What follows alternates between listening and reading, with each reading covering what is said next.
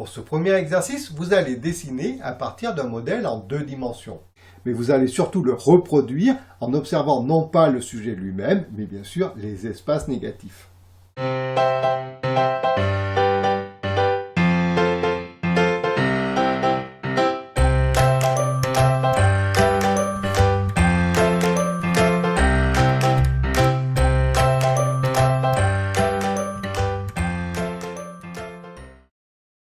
Le modèle que je vous propose de reproduire m'a été inspiré par un symbole héraldique qui apparaissait au Moyen Âge sur les blasons des unités combattantes. Cette représentation stylisée est celle d'un lion, symbole du courage, de la force et de la sagesse. Mais vous vous en doutez, ce n'est pas pour cette raison que je l'ai choisi. Si vous observez ce modèle, vous constaterez que la silhouette de ce lion forme de multiples espaces où apparaissent le fond. Je vous propose donc de reproduire ce lion, non pas en observant directement le modèle, mais en utilisant justement les espaces négatifs, c'est-à-dire les vides. Cela vous permettra de voir ces formes de manière non signifiante, c'est-à-dire abstraite, mais aussi de les voir de manière plus objective afin de privilégier le mode droit de votre cerveau. Pour réaliser cet exercice, vous aurez besoin du matériel suivant. Votre planche à dessin, le modèle téléchargé imprimé sur un format A4. Alors, encore une fois, vous pouvez, si vous le souhaitez, dessiner en observant le modèle directement à l'écran, mais vous perdrez le bénéfice qu'offre la version imprimée et la proximité modèle-dessin. Vous allez également avoir besoin d'une feuille de papier ordinaire type papier imprimante ou, si vous le souhaitez, une feuille de papier à grains. Il vous faudra également de l'adhésif de peintre pour fixer votre modèle et votre feuille de dessin sur la planche. Et bien sûr un crayon HB et votre gomme mie-de-pain. Le temps nécessaire pour la réalisation de cet exercice est d'environ 15-20 minutes. Commencez par fixer le modèle imprimé sur le côté gauche de votre planche. Placez ensuite une feuille de papier imprimante ou du papier à dessin à la droite du modèle. Après avoir fixé ces éléments, commencez à dessiner. Tracez tout d'abord la forme extérieure du blason. Pour cela, placez 2 petits repères correspondant à la largeur totale de celui-ci. Tracez ensuite une ligne horizontale délimitant le haut de l'écusson.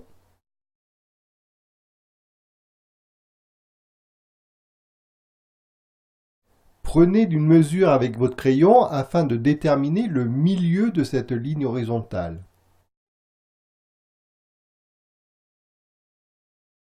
Reportez ce repère dans la partie basse pour voir où va se situer la pointe de l'écusson.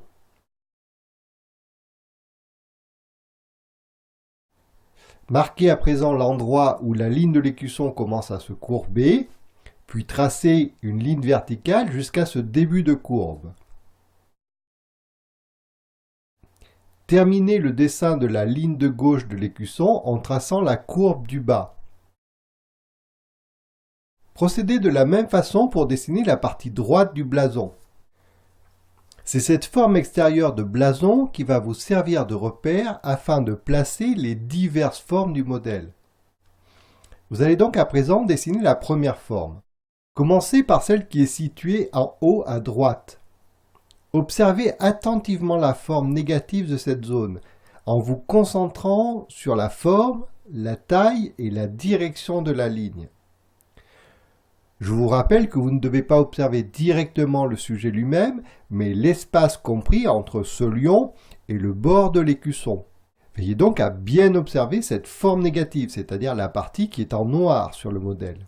Cette forme étant abstraite, vous pourrez ainsi la voir de manière plus objective, et ainsi la restituer plus facilement.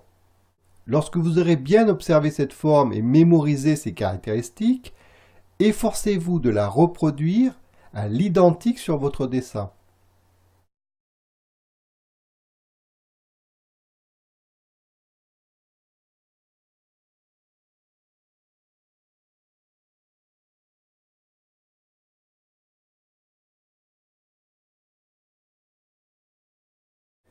Une fois que vous aurez terminé de dessiner cette première forme, prenez un peu de recul pour comparer votre tracé au modèle. Vérifiez que la ligne tracée sur votre dessin est bien similaire à celle de la partie correspondante sur le modèle. Là encore, efforcez-vous de regarder les espaces négatifs et non le sujet. Corrigez au besoin votre dessin si vous constatez qu'il présente des erreurs. Dessinez ensuite la seconde forme, située en dessous de celle que vous venez de tracer. Cette forme est un peu plus découpée que la première et donc un peu plus complexe à dessiner, mais si vous observez bien l'espace négatif, vous devriez parvenir à la reproduire sans trop de problèmes. De toute façon, prenez bien votre temps afin de la reproduire le plus fidèlement possible.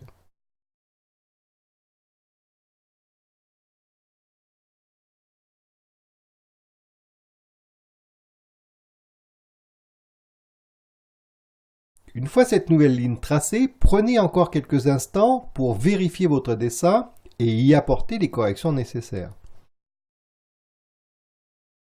Procédez ensuite de la même façon pour la forme suivante, celle située entre les pattes inférieures du lion.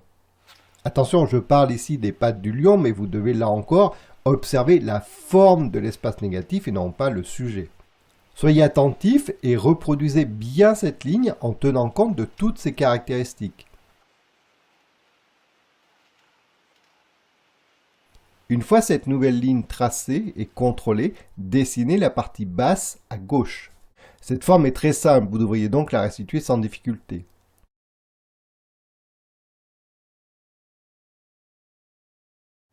Faites à présent de même pour l'arrière de la queue. Cette forme est par contre un peu plus découpée et les longues courbes parallèles de la queue sont un peu complexes à dessiner. Néanmoins, si vous prenez votre temps et que vous observez attentivement les espaces négatifs, vous devriez y parvenir. La forme suivante, qui regroupe l'intérieur de la queue et l'arrière de la tête du lion, est également un peu difficile à restituer car elle présente de nombreuses découpes. Donc soyez attentifs et essayez de reproduire le plus fidèlement possible la forme de cette ligne.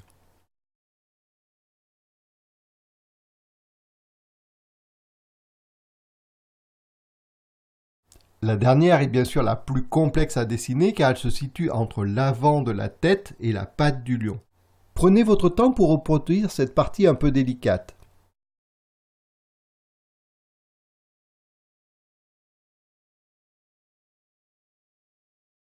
Une fois l'ensemble des tracés terminés, là encore, prenez un peu de recul et faites une dernière vérification. Voilà, il ne nous reste plus qu'à ajouter l'œil de cet animal et votre dessin sera terminé. En procédant de cette façon et en observant uniquement les espaces négatifs du modèle, vous avez sans doute eu plus de facilité pour reproduire ce lion que si vous aviez regardé directement le sujet. Néanmoins, c'est un exercice un peu extrême. Il est en effet évident que lorsque l'on dessine, on n'utilise pas uniquement les formes négatives. On observe généralement le sujet lui-même, mais aussi ses vides. C'est la combinaison de ces deux formes de vision qui permet de dessiner et de contrôler de manière plus efficace votre dessin. Cet exercice est à présent terminé, mais avant de passer au suivant, je vous propose, si vous le souhaitez, d'en réaliser un identique à partir d'un autre emblème héraldique.